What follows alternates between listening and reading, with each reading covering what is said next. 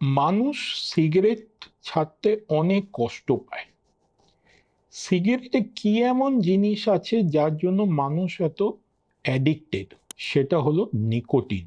এবং এই নিকোটিনের জন্যই কিন্তু মানুষ ধূম্রপান করে, যার জন্য কিন্তু ক্যান্সার হওয়ার সম্ভাবনা থাকে। নিকোটিন ডাইরেক্টলি ক্যান্সার করে না, কিন্তু টবাকোতে যেসব থাকে, কোল টার বা আরো বিষাক্ত জিনিস, তার জন্য কিন্তু ক্যান্সার হয়।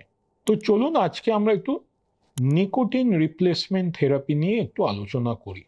নমস্কার, আমি doctor Sandeep Ganguly, consultant medical oncologist, Apollo cancer hospital, Kolkata. যেটা আমি বললাম যে সিগারেটের মধ্যে অনেক বিষাক্ত জিনিস থাকে, কিন্তু তার সঙ্গে একটা জিনিস থাকে, সেটা হচ্ছে নিকোটিন।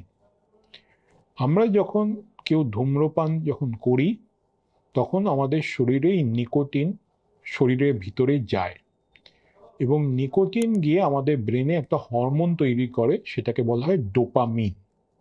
এবং এই ডোপামিন হরমোনটা মানুষকে খুশি রাখে, মানুষের টেনশন লেভেলকে কমিয়ে দেয়।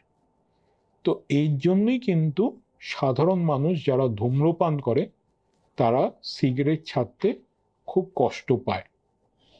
কিন্তু আজকের দিনে নিকোটিন রিপ্লেসমেন্ট থেরাপি আছে, যেখানে মানুষকে হেল্প করে এই ধূম্রপান থেকে ছাড়ানোর জন্য।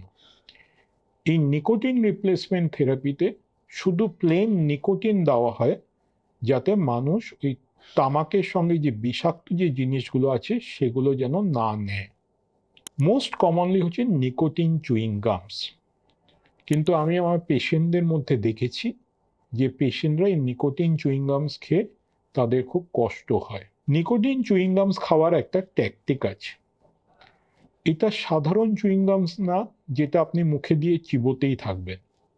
কারণ আপনি নিকোটিন চুইং গামস যদি চিবোতেই যদি থাকেন, তো শরীরে অনেক বেশি মাত্রায় নিকোটিন একসঙ্গে রিলিজ হয়ে যায়, যার জন্য হঠাৎ করে মাথাটা ঘুরে যায় বা মুখে খুব লালা হতে থাকে। এবং এই জন্য অনেক মানুষরা নিকোটিন চুইং গামস খেতে চায় না। নিকোটিন চুইং গাম খাওয়ার ট্যাকটিক হচ্ছে যে আপনি মুখে একটা গাম নিলেন, একটা কামড় দিলেন, একটা জুসের মতো কিছু রিলিজ হবে, সেটা থাকুক, আপনি কিন্তু আর চিবোবেন না।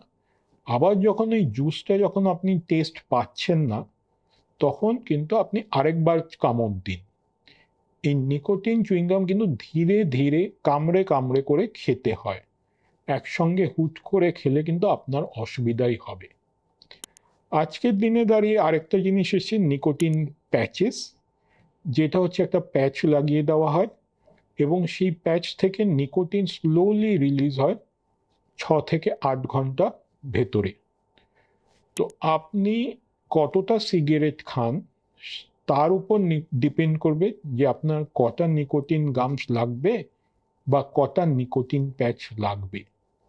তো এগুলো আপনি আপনার ডাক্তারের সঙ্গে কথা বলুন এবং আপনার ডাক্তার আপনাকে সঠিকভাবে অ্যাডভাইস করবে বা প্রেসক্রাইব করবে।